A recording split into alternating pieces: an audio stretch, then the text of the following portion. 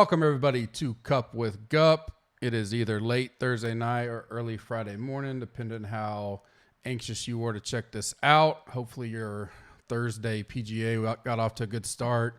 College football and NFL tonight. Hopefully, you did well there or are doing well. If it's Friday morning, hopefully you woke up to green screens and you are ready for an exciting weekend of college football and NFL. This pod is all about NFL main slate on Sunday. With me, as usual now, Ryan. Ryan, how you doing this evening? Hey, doing good. It's officially fall here. It's like in the 50s. I got my flannel on. We're going apple picking when Max gets up at 3. So it's like it's fall season. And then we're eating chili tonight to top it off. So looking forward to it. I would say we're getting towards fall season. We are 74 here, so not quite that chilly, but it's been 90s to 100s for a while. We are getting part of the system that is also may have effect on the PGA tournament today. So getting some good rain. We haven't had rain in forever here, so definitely chillier than I think we get in the 50s, some morning temps on the weekend, which will be nice. We haven't seen that in a while. We don't get quite that cold like you guys do up there, but it is nice to see. If you would like to check out the site, all the tools, the NFL tools had major updates last week. The lineup optimizer, all that is good to go. Use the code CUP, get 15% off any package, includes a 7-day free trial. If you don't like us after 7 days, you can cancel and you never get charged. Make sure you rate and review us on iTunes. When we do the big giveaways, I look for that. And then I also look to who has subscribed to us on YouTube. Go ahead and like this video if you're watching. And in the comments, tell me your favorite stack, not including the Rams or Chiefs, who are the two highest projected owned teams right now. So outside of that, what is your favorite stack? That'll get you into drawings for the next time I do weekly drawings.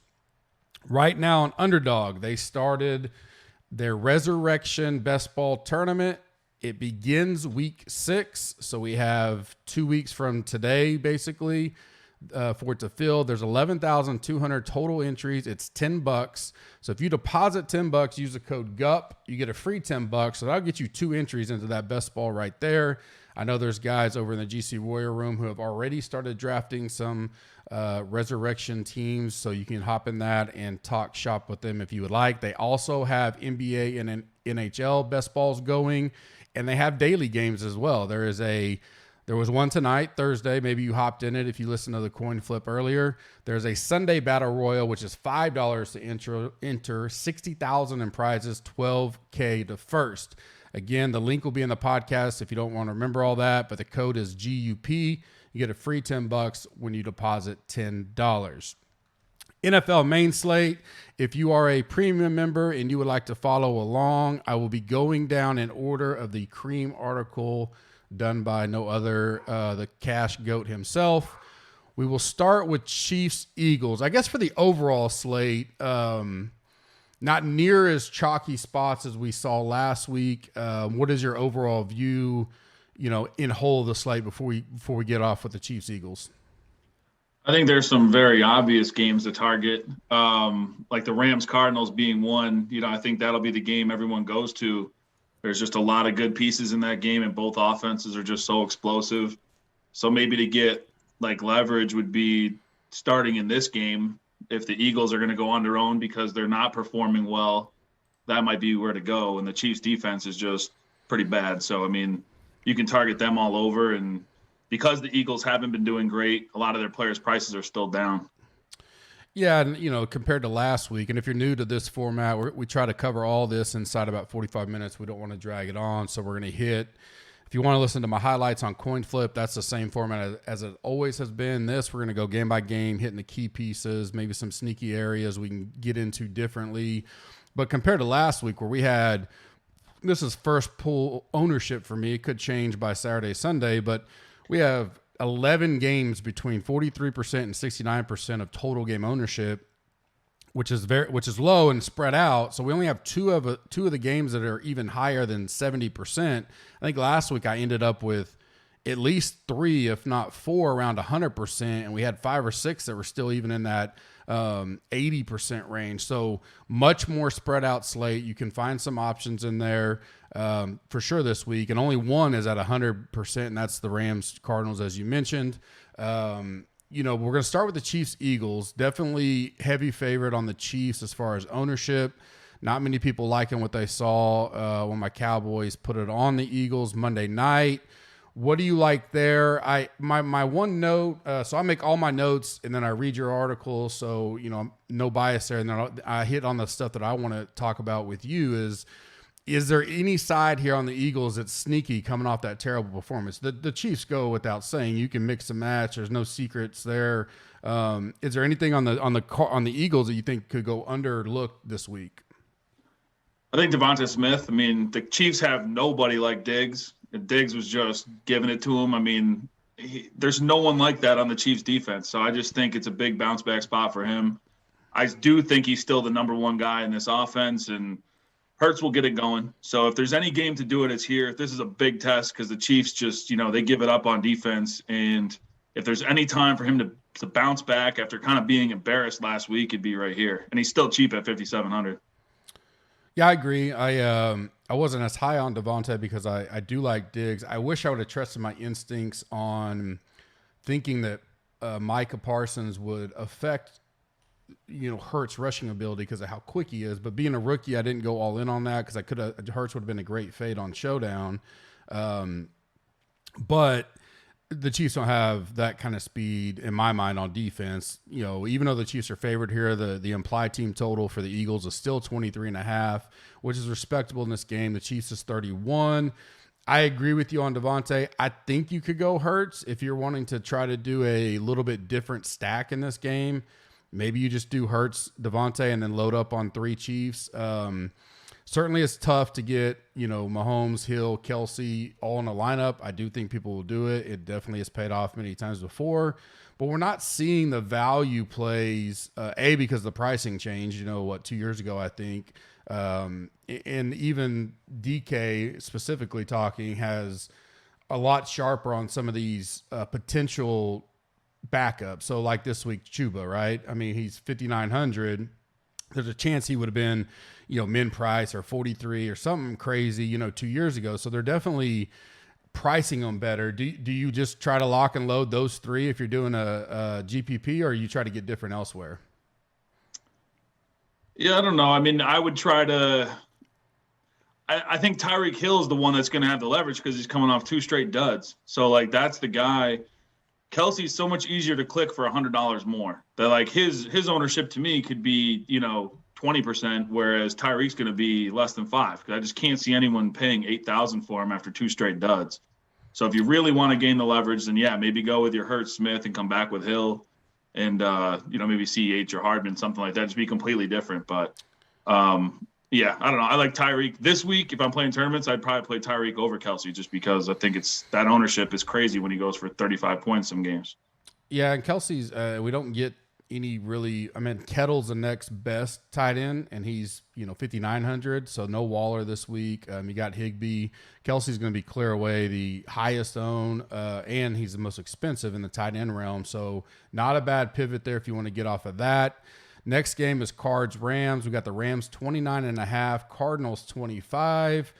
Rams have generally owned Kyler in his young career. I do think this is a different offense and different mindset they have, but definitely their toughest challenge to date. What do you see out of this game?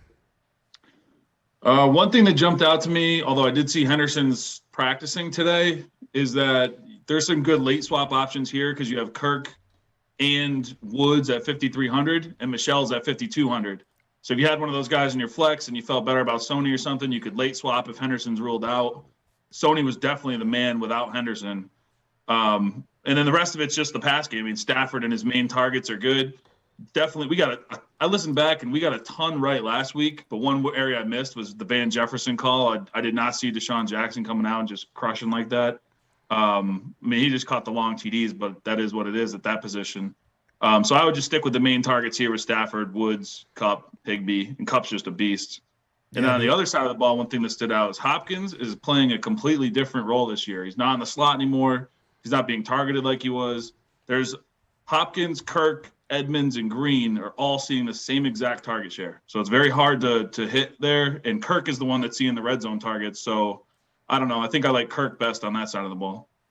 Yeah, and Moore, they're still trying to get him involved. He takes a jet sweep last week to the half-inch yard line. He gets in there. I think people pay attention a little more to him, which is fine for me. I like Moore. People are probably tired of me talking about him, but I'll continue to go back to him if I'm stacking there. Are we at the point with Cup that 7,800 now? He's climbed 2,300 since week one.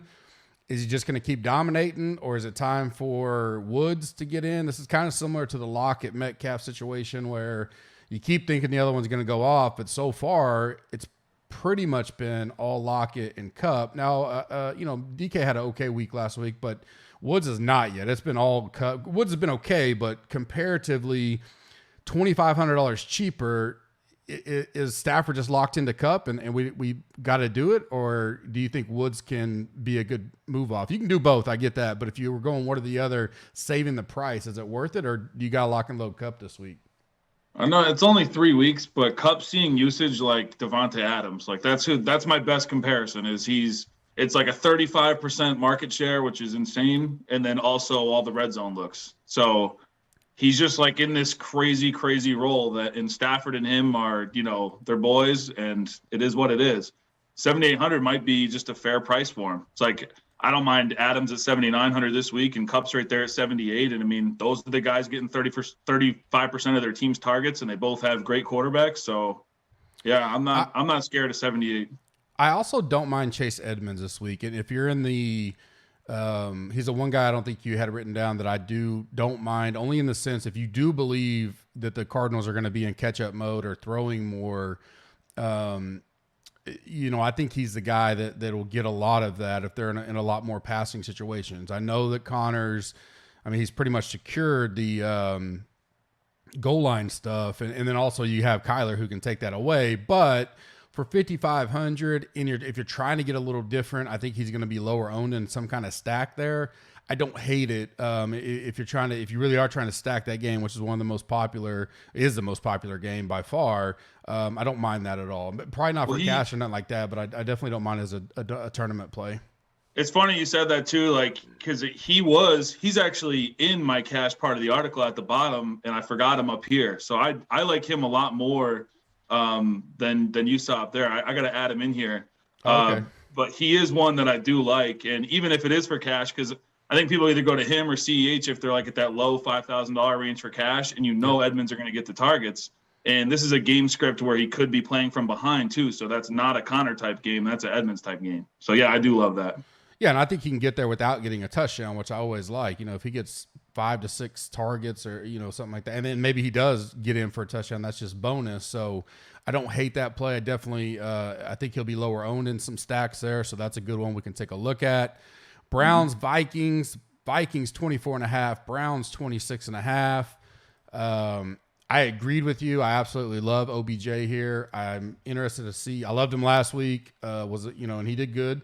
I think he's only going to continue to improve and get healthier and all that kind of stuff. He's still too cheap because of other options that are around. I still don't think he gets over. I got him 6% owned now, but I could see him. People are going to go like Amari Cooper for $200 more way quicker than OBJ, especially with the injury to the Panthers cornerback. So is OBJ a good play here? Can you naked play him, or because I'm not in love with any. This is more of I pick a piece in here and there out of this game. I don't see it as a good stacking environment. Where are you at? That's kind of how I like it too. Almost just like the what we just did with Jefferson and Metcalf, like the comeback with just 2 pieces and you're fine. You don't need to load everybody up. If you loaded in Metcalf and Lockett last week, you were kind of dead. I feel like this could be like that with Jefferson and Thielen. So you just pick your guy, run it back with OBJ, and that's your like mini game stack. And Kirk Cousins has been awesome. So one thing that I did notice when I was writing this was the Browns are like a pass funnel defense, and the Vikings are actually way better at passing the ball than running the ball this season. So whatever happened, I don't know if it's just something with the scheme or because, Cook was out last week. Madison still ran for a ton of yards, but they're throwing at such an efficient rate that Cousins, I think, is even cash playable now. And especially with these 2 targets, they also throw a ton when they get to the red zone. So I think it's something that can keep up. I think Kirk Cousins is very underrated. Yeah, Vikings are on a short list for potential bet for me this week. I like them at home, getting to. It's a 1 o'clock game, which is Kirk's. Everybody knows the stories there with him at home, 1 o'clock Eastern. I think Osborne is a great bounce back cheap play this week. He burned a lot of people. I was one of them that played him. And the Browns are going to be able to score. I mean, they have a good offense. So you're right on everything you said. I agree. I don't think hardly anybody's goes back to him. So if you are needing some value, say you do some kind of Chief stack or something, 3,700 for a guy who I still think they're going to continue to get him involved. And you may have some dud games. You almost look at him as like a spread out tight end type because they're weak there, and that's why he gets involved. But there are games he may not see much. I think Cook plays if and I've banked on that as far as my projections go. I have him playing this week. He was on the field a little yesterday. I don't think he misses 2 games in a row. If he doesn't play, I guess Madison for sure is. I didn't even see what his price was this week because I have Cook in, and that takes away Madison completely. Are you interested in Cook at all at 8,100 coming off the injury? If he's a for sure go. Not really in this matchup. I kind of like the passing game here, so I'll stick with that. And yeah, I mean, coming back, I don't know. I think they wouldn't bring him back unless he was 100%, and I do think he plays too and is just a full go. But I just, maybe I'll change my mind by Sunday if no one's going to go there. He's kind of like that guy with the question mark next to his name, so no one clicks it. And if that's the case and he's less than 10%, then yeah, I mean, Dalvin Cook is always in play at 8,100 for less than 10%. Yeah, and we do have I'll verify with Bobby how updated it is, but now in the stat engine, we have our injury feed going in there. So you can see under their names, it'll have questionable, out, all that kind of stuff. If you're looking for guys like that, especially come Sunday morning, I'll see how updated it is. But the ones I have looked at have been accurate so far. We just started that feed. Continue to get better there. Big game next, division game, 49ers, Seahawks, your 49ers, 27.25 to 24.75 for the Seahawks. I'll let you go first. I have some thoughts, but you know 49ers as good as anybody. Great potential game stack here. High implied team total, a little under the radar so far in ownership. What are your thoughts here? I think I know that no one's going to play Jimmy G. Just no one's going to do it. And I don't know. I mean, it's obviously a tournament only, like large field type of play, but in games where they have to score, they use him. I mean, last week he had a terrible first half, but had a great second half and put up some decent numbers. And now what I like too is that Ayuk is back. So you have Debo, Kittle, Ayuk, all healthy, all out there. It's all his guys. And then you have question marks at running back too, where Sermon did not look good. Elijah Mitchell's coming back from an injury. So you have Juszczyk out there a ton. I mean, that's a fullback playing running back. You can't run the same stretch plays and zone reads and stuff like that with a fullback back there or running backs that you don't trust. So, and the Seahawks are going to score. So, I mean, there's a lot saying you have to keep your foot on the gas pedal here. And I just, these are, again, cheap stacks. And I'd probably just do Jimmy G with, 2 of these guys, just pick and choose. And then it's an easy run back where DK and Lockett are seeing over 50% of those targets from Wilson. I mean, it's you pick one of those guys and just go. Yeah, my one note was, and if you listen to the coin flip this week, Jimmy G is one of my favorite value plays or low cheap plays as I talked about. Definitely like him. I don't see much ownership, like you said, 4 or 5% maybe. I think it's a great game script for him. I don't know if he'll start running again like he once used to, but he has that capability. So there even is a potential upside in that. And like you said, cheap. So you get him, and you don't have to get crazy with the stacks, but you can definitely get into this game environment, and you're going to be pivoting off a lot of ownership between the Chiefs game, the Rams game, Cardinals, all that kind of stuff. So I like it. I'm a little who's your favorite wide receiver if you're picking one? Because it seems to be hard to pick. I mean, Debo's probably the best, but is it just him, or do you think I continues to see volume as the season goes along? I don't know because Ayuk's still so cheap at 5,000, and then he got a touchdown pass on Jair Alexander last week, and I just think he's a better red zone target. So for only 5,000, Debo is more of the catch and run guy, so he needs to do that in order to hit 100 yards, something like that. But Ayuk, I think, can catch a deep ball, or he even has the occasional jet sweep, something like that in him, and just a bigger body in the red zone, to throw it up to him, let him go get it. Yeah, I definitely like you go Jimmy G here. Pick one of those, even Kettle if you want, and then a Metcalf, lock it, run it back. You could do both, but you could do one, and then you can go get pieces out of some of those. You can go pick off Chiefs wide receiver if you want. Maybe you take Tyreek solo there, which will be different. But if he does have that big up game that we know, or you go back into that Vikings-Browns environment and pair with a Jimmy G stack, I really like that as a unique way to get high volume and definitely high scoring without touching some of the chalky plays. Makes for some great tournament plays out of this game, going Jimmy G at quarterback. I like that. And I don't mind Russell either. I just think, for that price savings and be under the radar, I do like Jimmy G. Agree with you there. I'm glad to hear that you liked him because I was concerned if I'm not saying he's back to where he was, but he's definitely playing good. No, and it's a little momentum too coming off of that good second half, and then they stay at home, so they're not traveling anything like that. I just like them better at home as well in that atmosphere. Going to Seattle, this might be a different story, but I do like them much more at home. And I do those matchups and put them on there. The onslaught ranking has been killing it for who comes out number one, and the 49ers came out number one this week. And that has nothing to do with my thoughts. That's only pumping numbers in and seeing what spits out. So can't be I know some people might think that's a homer type thing with seeing them up there, but that's not me. Those are just numbers. Speaking of a team coming off a good performance and still at home, my Dallas Cowboys, 27.75 against the Panthers, undefeated Panthers, 23.25. This is an interesting game. We know that the Panthers lost their stud cornerback. They even traded, right? They were part of the trade for with the they got Henderson with the Jags. Panther or the Jags, tonight because we're waiting to see if Arnold will suit up tonight. So where are you at there? Cooper looks a little banged up still. I'm not off of him though because I think he can still have a great game even though he was. But really, it was crazy. One thing I thought about was, if you'd have told me there's going to be 62 points in the Dallas game and I was on the over, I would have thought a lot of the pieces that I thought I liked in Showdown and did some props, CD, Devontae, all those kind of things would have hit, and none of them hit. It was one of the weirdest games, but I don't hate Cooper. Where do you think I don't think the Panthers are as good as their record, but they're playing good. I don't mind Darnold. He's solid.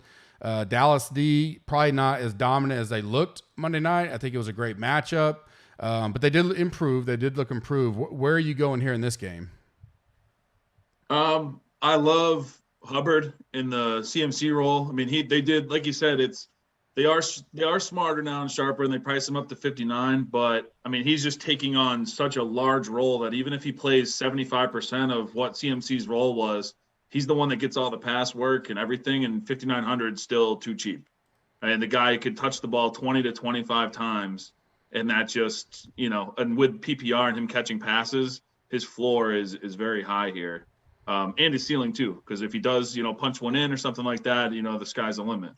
And then I'm officially afraid of Diggs, even to the point where I apologized to Steve Story in Slack. I was like, man, I was wrong about that one. So I'm trying to avoid Diggs by all means right now.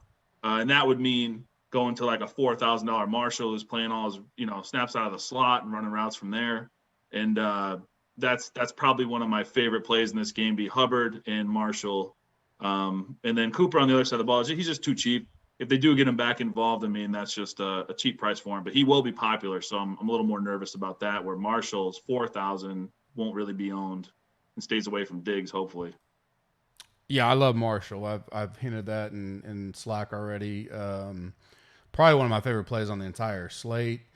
I know Anderson is and should still get more, he's getting more snaps. He's not getting more targets. Marshall actually has 3 more targets in him on the season.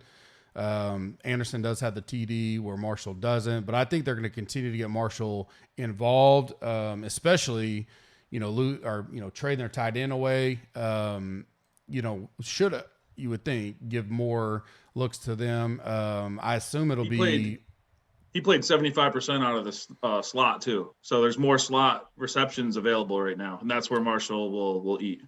Do you think it's Ian Thomas, or does Trimble get his chance?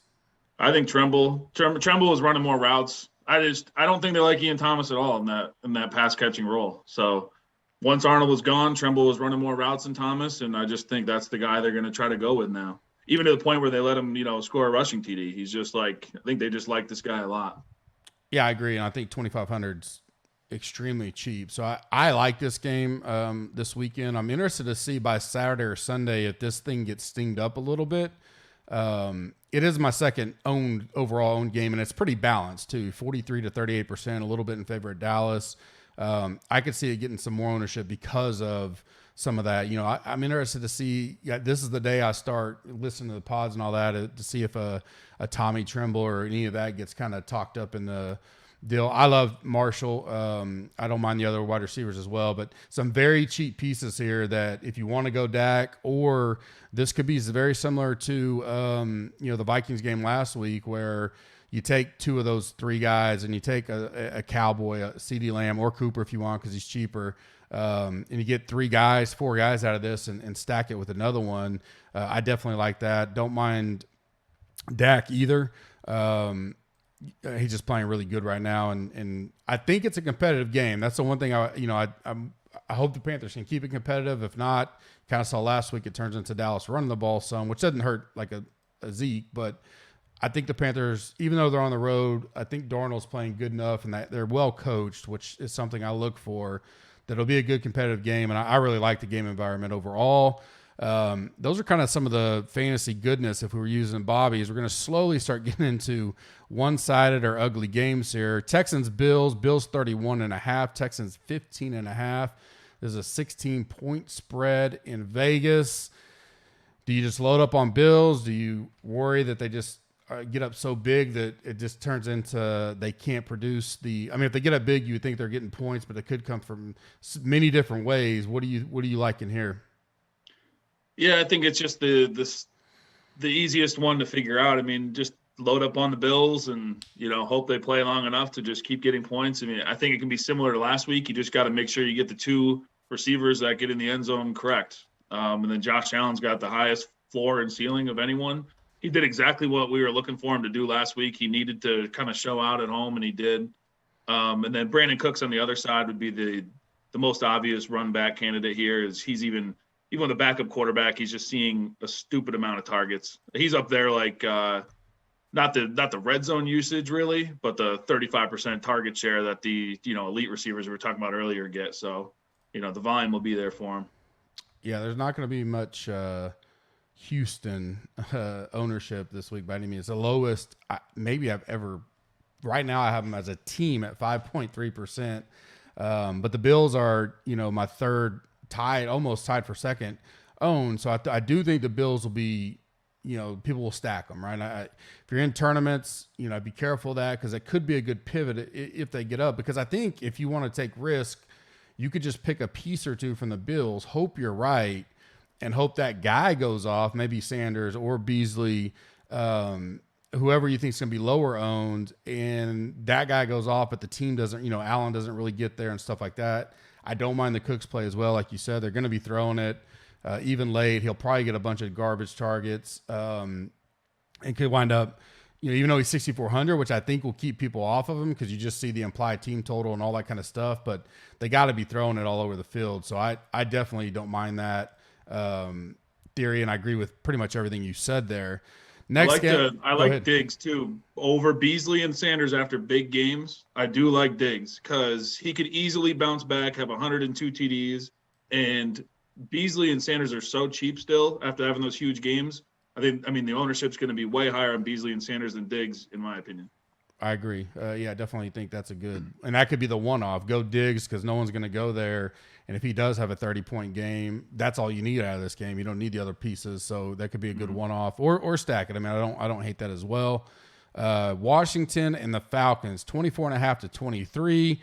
I'm not very high on this game in general. I don't know. I got to think Washington eventually their D, starts getting pressure, steps up. They got the talent. I've watched the games. I don't understand why they're not getting pressure per se. I'm not as high on, the Falcons. I get they're not very good defense, so I could see getting into some of the Washington pieces, but nothing excites me here. I'd rather maybe pluck one or two from either side. Gibson's and potential. I don't like Heineke because I like some of those other cheap quarterbacks we've already talked about. I could see Ridley or Pitts for sure, but right now not high on my list. Where are you at? Yeah, this is a tough one because it's two defenses that are playing really bad, but also two offenses that are playing really bad. So it's like I don't mind avoiding this. I put the usual suspects in here. I do like how Heineke's been scoring, and QBs have scored really well against Atlanta's D, so I don't mind that in the dome. But then other than that, I mean, I guess McLaurin, Ridley, and Pitts and Thomas. It's just like they're the top two targets on either team. But even that, like I might revisit because Pitts has been very disappointing. Patterson's outscoring. Had more receiving yards than Ridley and Pitts. It's like game's just kind of a mess. I don't mind avoiding this one completely, really. Yeah, Patterson's a one-off that he continues to be involved passing and getting some rushing. That preseason I would have thought Washington's D is going to be great, and this isn't a good matchup. But so far, people have been able to do all right there.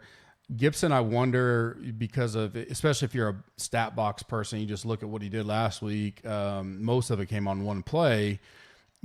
Being cheap, I think people try to jam him in at that 6,100 because people are going to see Falcons and think terrible. The Falcons aren't playing as bad as what their record or team shows. They're not great by any means, but I kind of just see this as a slow, ugly game. Nothing I want, but I don't mind a piece or two, like you said. Out of here if you want to get there because the D's are rating out, so bad. Titans, Jets, 25.5 to 18.5. The Jets have looked just absolutely god awful. I did wind up playing some Broncos D last week, not enough. I did say it was a rare spot where I felt comfortable paying up. Don't feel as comfortable this week with the Titans because their D is just not near as capable.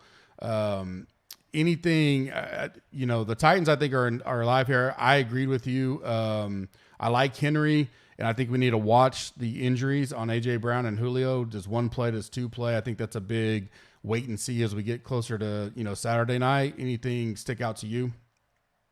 No, this is just a Henry game. I mean, I just think he's going to crush here. I know that's not a hot take or anything, but it's just that matchup where he could score 2 or 3 TDs. One thing I do think is that the Titans D is so bad that Corey Davis could bounce back here. He's still just 5,000. I do like the targets he's seeing. Maybe Wilson will have a little more time this week to get him the ball. I think that's all he needs. If they can ever get down to the red zone, one thing I found that was funny is that he's got 4 targets in the red zone and Elijah Moore has 1. And those are the only targets in the red zone for this entire team. So, I mean, like they are brutal bad. But if there was ever a time they could get down there and score, I do think Davis is their best player, and that'd be the guy I'd look at. He's cheap too.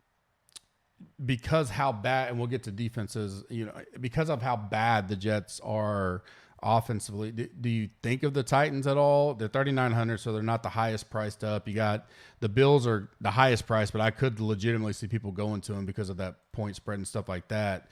Do you entertain the Titans? Because you think pick 6, it doesn't matter if they give up points or not, or, Wilson hadn't looked good, sacks. I'm not as high on them, not nearly like I was Denver, but I don't hate it. Yeah, I think the price will keep the ownership way down, and you're just hoping for, with that offensive line the Jets have, a strip, like a sack, fumble, recovery for a touchdown, anything like that, and, 5-6 sack game is not out of the question for almost any defense playing the Jets at this point. So, yeah. And some of the passes Wilson throwing too. I mean, yeah, definite pick sixes could be coming. Definitely agree. Steelers, Packers 26.25, 19.25 for Steelers. My notes where I don't mind some mini stacks of Green Bay. Interested to get your thoughts on Steelers because, God, they look bad on offense. And Big Ben, they're not going to bench Big Ben.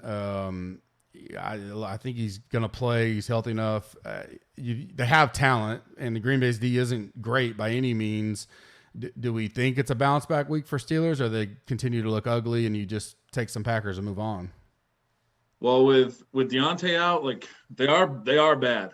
But the one thing we did stay true was that without his targets out there, Deontay's targets gone, we know exactly where they're going. So it's just the tight ends aren't a big part of the offense. It's just Najee, Claypool, and Juju left the game too last week. But even if he comes back, you don't need 15 targets for Claypool for him to pay off at only 6,100, and you don't need double-digit targets for Najee to pay off at 68. I just don't think the Packer D is very good. Like we just talked about Jimmy G, throwing all over them as well. I don't know. I just like the volume that these guys are going to see without Deontay in the lineup. So I think this is a sneaky game where you could get a lot of passing stats on both sides. Are you surprised that Fairmouth hadn't been more involved after the preseason? Like I thought he was going to be a smash this year, but because Big Ben can't throw the ball deep, I would think that he would be more what he's looking for, but he just hasn't. I mean, he's got some, but he hasn't been what I would think. Yeah, it's weird.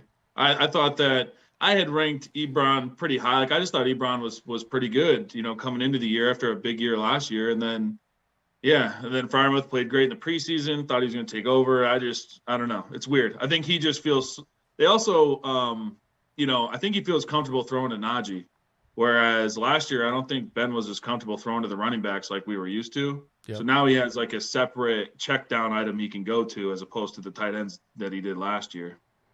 Well, if Steelers can move the ball and score to keep it competitive, then if you have that game script, then I think the Packers are solid as well. And you can just go Rodgers and Adams if you want. You can sprinkle on MVS. You could go Jones in the backfield. But that's being at Green Bay. That's the one worry is can Pittsburgh make this competitive where the Green Bay just doesn't have to shut it down, just run the ball in the second half, something like that. Like you said, if that's a game script that produces, then this could be definitely a very sneaky over, no one's looking at it type game. It's at 47 right now, 46 right now. You could easily go over that if the Steelers are able to move on what is not a great Packers defense. So you may talk me into a little bit more there than what I originally thought. Next game, Ravens, Broncos, pretty much a pick 'em, 22.5. I don't have much here. I do like Sutton. I agree with you on that, just because they're depleted at wide receivers. I don't mind like a naked Lamar. I think if people are turned off on him and he's going to go low owned, you can play him and not have anybody else on offense and still get plenty of upside. And anytime I can get a very low owned Lamar when, typically he's been one of the higher talked about quarterbacks, I don't necessarily mind that. But in general, don't really see much out of this game that I like as far as stacking or all that. But I still have Lamar as my fourth rated quarterback right now on the initial rankings. Yeah, what's hard with Lamar is like even last week, I thought we did a pretty good job with the Ravens Lions, and Marquise Brown's out there just dropping touchdowns that are they're just huge plays that you can't have that happen. And I don't know. So it's hard. But this will be the lowest ownership I think he comes in at all year, traveling to Denver. I don't think many people are going to play him at all. So, yeah, he can score 30 in any game. And then Sutton, with no Hamler anymore, he's out for the year. Judy's already out for the year, as we know. They didn't need Sutton last week against the Jets. This week, they're going to need him, and this could be like your 10-target game. And he gets a pretty healthy average depth of target, too, so and a good red zone target. He could have a big, big game here. Any love for Patrick, who assumably will take over those other targets? I have him 34, so nothing great. He's only $4,900, so I definitely like Sutton way better, even paying up for him. He's only $800 more. But any love for Patrick, or just go Sutton and move on? I think I'm just going to go Sutton and move on. I think they're going to play a lot more two tight end sets too. Like I was tempted to look at who's going to fill in the slot, because that player is going to be 3,000. But I think I'm just going to stick with Sutton. It's not a game I want to target heavily anyway. So if I'm just doing a one-off, Sutton's really the only guy I think that could have, 6 to 9 catches and 100 yards on a TD. So that'd be the guy I want to target here. Yeah, tight end wise, I guess I wouldn't mind Noah Fant if someone wanted to go that route. You go Lamar, Sutton, Fant, a little three 3-person mini stack here and load up elsewhere. That's not, now that you mentioned tight end, that's a good point there. Big fan. I was last year, not off to as good of a start, but definitely hadn't. Well, like last week, they didn't have to throw like you said, so it could be bounced back. Saints Giants 24.5 Saints, 17 Giants.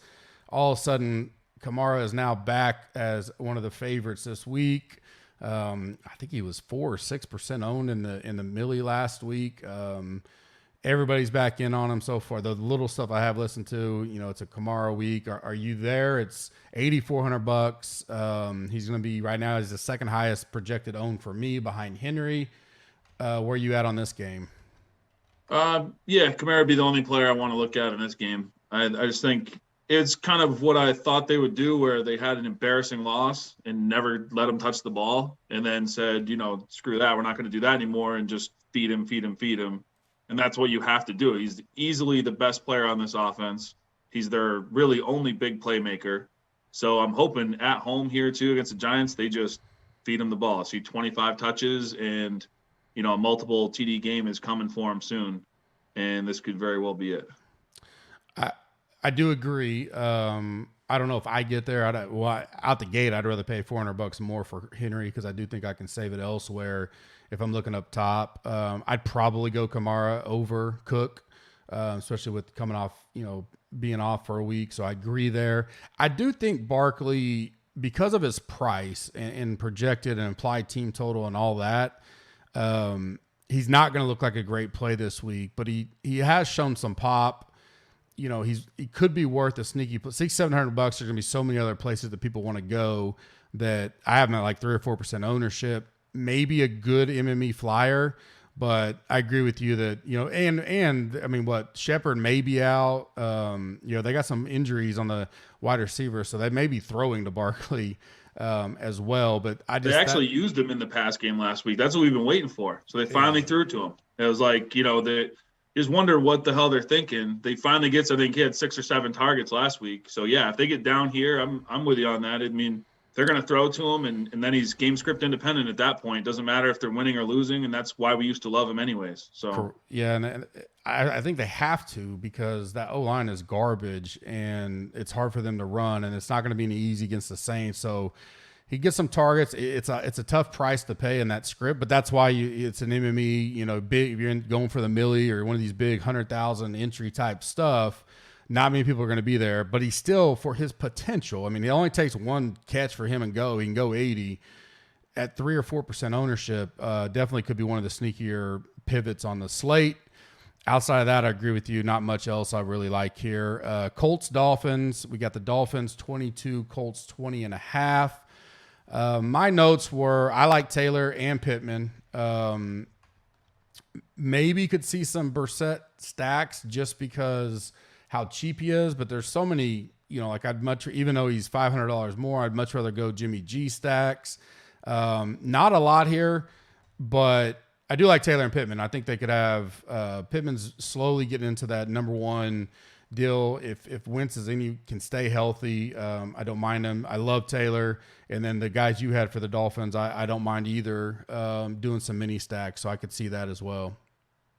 Yeah, I like attacking the slot here on the Colts, and that's where Gesicki runs all his routes. He's only 4,000, and Brissett too. I mean, he's just like a check down king, so he's not really going to throw it deep to Fuller or Parker. I mean, and you saw it last week. I mean, he just throws the ball to Waddle and Gesicki nonstop, and I love that because they're not priced like that yet. For 4,000 for a tight end, I mean, I can't not play Gesicki in cash for 4,000 if there's a potential of him seeing, at least 6 or 7 targets from Brissett, which I think he will.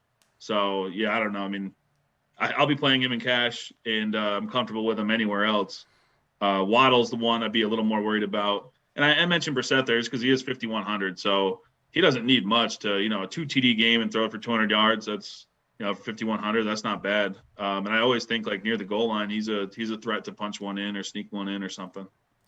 Yeah, and especially if you're going cash and you go with him at quarterback, you can jam in your Tyreek or Kelsey, your Derrick Henry. I mean, really opens up getting a bunch of studs in a cash lineup if you want to go him quarterback. A little risky, I would guess, but not the worst thing in the world. And you're 100% right. We've seen him before get those goal line type runs, so definitely live there. I agree with all that. I like Taylor in general. I just think he's a good talent.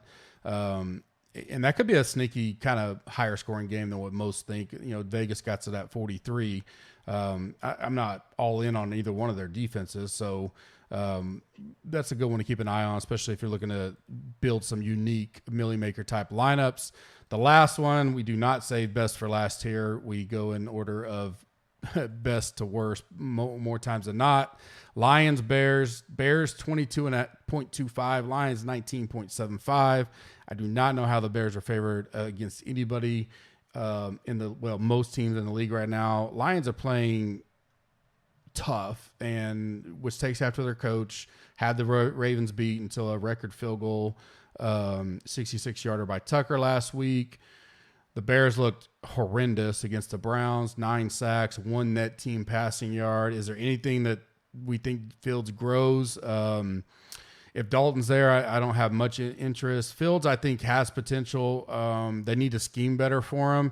I love Swift and Hawkinson. Those are the two you have in the Lions. I like them. I've liked them all year. Hawkinson just gets so much targets. He's 5,800. I get it, but I still think, I'm not putting him in the Waller-Kelsey deal, but I think he's closer to that than he is a 5,000 tight end. So I love both those guys. I can't be sold on the Bears yet. I know they're at home. What are you thinking right now? Yeah, I like the Lions here too. So Campbell came out and said too that Swift is going to be the man now. Like they're going to use him more. So I think the Jamal Williams experiment is kind of over, which is great because Swift is still just 6,200 playing, a pretty soft defense here. But he's a guy too that's, he is game script independent. So if they do get behind, he'll be out there catching passes. They've lost every week this year. I mean, and he's been eating every single week. So this is a game I think they can actually win. Maybe he'll get some more carries and has more of a chance to score. Hawkinson's the classic, burned everybody, so no one wants to click his name anymore, and could see, 8 to 10 targets from Goff in any week. So while everyone's off him, that'd be the spot to maybe get on him. And he burnt me last week too, so it is hard to click his name, but I will be clicking it this week. And then I think the most popular play on the other side would be David Montgomery. He's known to just eat up the Lions. Like last year, even when the Bears weren't ever scoring on the ground, he had a 2 TD game on the ground that you needed in cash to win. There's 4 running backs really now I'm looking at for cash. Montgomery's one of them. So I don't know. Yeah, he's my number 7 ranked overall running back right now. I only have him for 3% ownership. We'll see if someone wants to get high on him. I don't see it happening. So I think it's a great, not only cash like you said because he's $5,800, but could be a good MME play, a flyer. Like we talked about a couple of these other games, you go Swift, Hawkinson, and Montgomery, a little 3-man, and fit your pieces around that. That definitely saves you some money. You don't have to go Hawkinson. I think it's an MME play because like you said, it's bounce back week. No one's going to go there. There's Kettle's going to be, he's $100 more. People would much rather take Kettle than Hawkinson after last week. So definitely a viable spot there. Any final thoughts for you before we wrap it up? No, I'm looking forward to this week. I didn't get to watch anything last week, so I am ready for Sunday. I'm pumped. Yeah, it should be a good week. We got football going on right now. Bobby will have Friday night. I think we got a 3-game college slate. Big Saturday slate, a lot of good games on it. Looking forward to his breakdown. I think it's a great. We've been crushing college football left and right. When is the NASCAR race? Is it Saturday or Sunday this week? That's on Sunday this week. Okay, so Ryan, the article's already out. Check that out. Talladega will be fun. It's super speedway. Be a fun one. Stack the back, right? That's the logo That's what we're trying to. Yeah. Well, let's see. You got to read the article to find out my thoughts on stack the back. Ryan's been crushing NASCAR all season long. We got 5 weeks left of that. So now's a good time to join. You get all the college football, NFL. I'll be doing PGA nightly, assuming they finish at a decent time and get all of the round in. We'll see today. I think after today they'll be fine. So should have some showdown out for that as well. Off to a little bit of a decent start there. looking to follow up 2 great weeks of PGA starting out the year. We absolutely crushed the Ryder Cup and had a bunch of winners from the first week Fortinet Championship. So looking to keep PGA fall swing going. Everybody's not keeping their eye on that. So I do have all the content we normally do. Kenny's contributing just like he always has. So good week to join for free. Use the code CUP in case you forgot. You get 15% off. Check out Coin Flip that dropped earlier today. I have my favorite college football and NFL monkey knife fight plays. 100% match up to $100 deposited with the code GUPS, GUPS. They have UFC going. They have college football player props now. So I have those in there. They have PGA. I gave my PGA out earlier on Wednesday's Cup with Gup. So we'll have all the sports covered there as far as some good prop plays. Hopefully you listened to the Cup with Gup earlier and got my Thursday night play of the night. We'll see how that does tonight as well. Appreciate you guys joining. I will be back Sunday morning at 10 Eastern for the live premium chat. If you need anything before that, hit us up in the GC Warrior Room or on Twitter if you have questions. Appreciate it. You guys have a blessed day, and we will see you Sunday morning.